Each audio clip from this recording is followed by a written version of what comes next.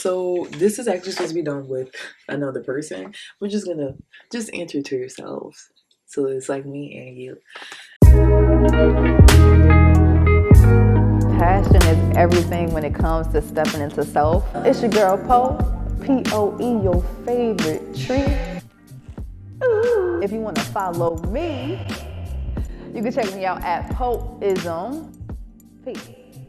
Hopefully I explained it to a good degree about kind of like the beginning of where I'm at right now, in this breather and break that I'm having that's gonna bring me back to, well, I hope so, bring me back to YouTube, because I just really haven't been feeling it. I haven't been feeling the social media space in general, ever since ever since George Floyd. I just haven't been feeling social media the same, and I don't know if it's like a energy thing or something. I don't know, but I just don't feel it. I don't feel it like how I used to, and I don't know if that's a bad or a good thing. I've still been trying to find a way to be realistic about my life and what I want to do and what I've already done. Tend to my personal needs, because clearly I have to listen to myself and realize that, like, I have to navigate life and the things that I'm comfortable with and not comfortable with. I need to be realistic about that. And I had to kind of like change my relationship with social media, really, almost on like a mental note, not necessarily something very literal. I don't mean anything literal. I'm really referencing something that's on a spiritual and a mental tip. Like, I've really had to regulate how I saw myself, how I absorbed other people's energies, how I you know how or why I entertained certain things, how or why I cared about certain things. And so, yeah, and I just feel like I'm just in a better space when it comes to that. And just finding a new way to have a relationship with social media that where I'm comfortable, still being myself and also being realistic, and not like selling my soul for certain things. Like, you know what I mean? I'm just not willing to sell my soul. With that being said, if you haven't checked out my last video, it's kind of like an update of what's going on. If you've missed me and been away, or it's been a while since you've seen me, go check that out so you could kind of catch up with me, okay? So, I know a lot of people have heard of the Skin Deep. They're actually on YouTube. You should check them out. And they talk about real shit, and I care about real shit. If you know me to any degree, I care about real shit. So this is really cool because it's a card game for you to like get to know people. It asks real compelling questions so that you could have real meaty and actual like thoughtful conversations so that you can actually connect with people. So this is actually supposed to be done with another person. We're just gonna answer to yourselves. So it's like me and you.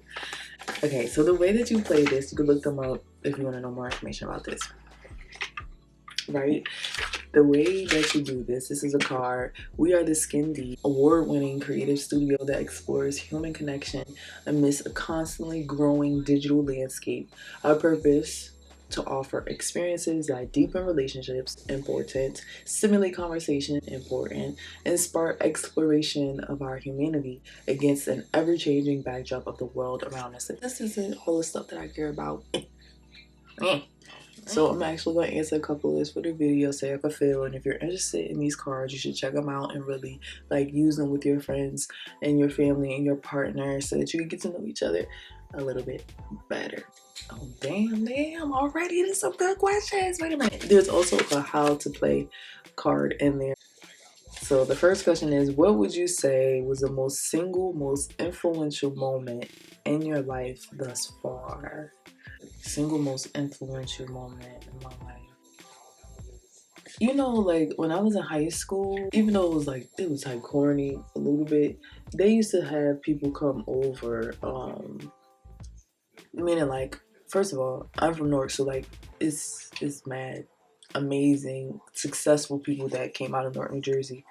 And so they always have people come by and just talk to the students. And it'll be people that went to the school, they were alum of the school, and they just became successful in their lives and they came back and, you know, stuff like that. And it was a bunch of people that came back. But I remember this one time, and I was really close with my principal, so I was always in the principal's office. And it was this actor, I can't remember his name, but y'all already know. Y'all seen Set It Off. Y'all know basically, I mean, everybody knows what Set It Off is. But Jada Pinkett, her character, the guy who played her brother. You know how long you told me that I had to go to college? Well, I'm sorry, but maybe that life is just not for me.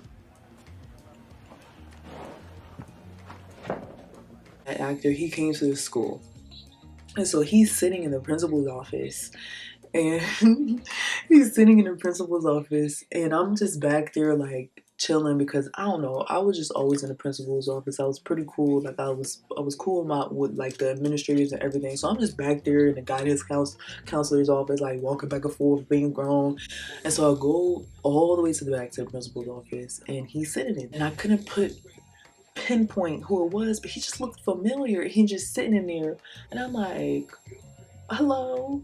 First of all, this ain't even my office, and I'm just in there like, what are you doing? Like, why is nobody watching me? But anyways, I'm not like, hello, and he's like, how you doing? Like, you know, blah, blah, blah. And I'm like, oh, okay, are you waiting for Miss the principal?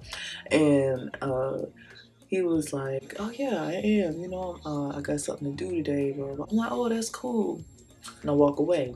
And then I come back, I'm like, man, he looks so familiar, like, what do I know him from? Where do I know him from? So I go up to him, I'm like, yo, you know, you look like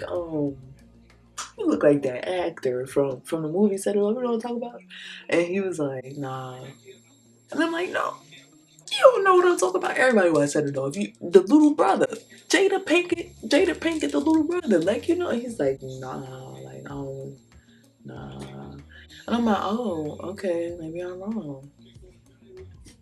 The day goes by, this whole ceremony, whatever, he comes out, he's talking or whatever, and I'm like, this was the same dude that was in the office, and lo and behold, it's him. So I'm like, what the hell? And I told you, I'm cool with the principal, so I was able to get backstage after this, you know, I was able to get after this assembly, I go up backstage and I'm looking for him, like, you know, like, wait a minute, you know, and I go to him like, yo, how come you ain't, I spoke to you. You don't remember me? I was just in there in the office. I spoke to you. I said you remind me of the dude that you up here representing. And he's like, yeah, I know. And I'm like, so why did you lie?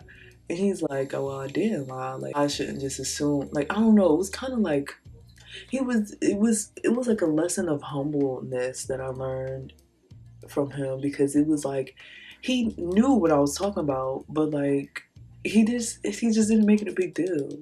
Like he's just like, yeah, like, so what, basically, like, you know what I mean, like, because he's a human being and he's there, and like it's something important and specific that he's speaking about, and so he shouldn't be, I don't want to say belittled, but like he shouldn't be, you know, minimized to such a thing where he just is the little brother of some character in a movie, when like he's much more than that.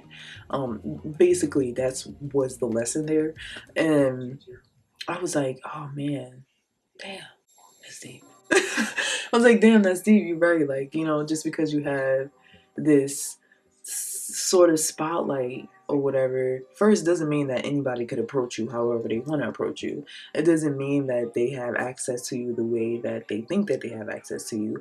And it also doesn't mean that you have to behave in any sort of certain way. Like, you know what I mean? And I learned this really young. Like, I was like, I don't know, I think it was like a sophomore in high school. But I thought it was weird at first, like how he was behaving, but really, it wasn't. I think that was one of the most influential moments, and it really, really taught me about being humble, but not being humble in a way where like you're really, really, really not giving yourself credit, but being humble in a way where like you are still very aware of your existence and how your existence on its molecular level is literally the same as everyone else in the whole wide world. Make the sound of my personality. Honestly, if I had to make a sound of my personality, it would be like, yeah, because like I make sounds like that a lot. Like if somebody's saying something, I want to say what they saying, I'll be like, okay. What do you value more in a person, their intention or their action?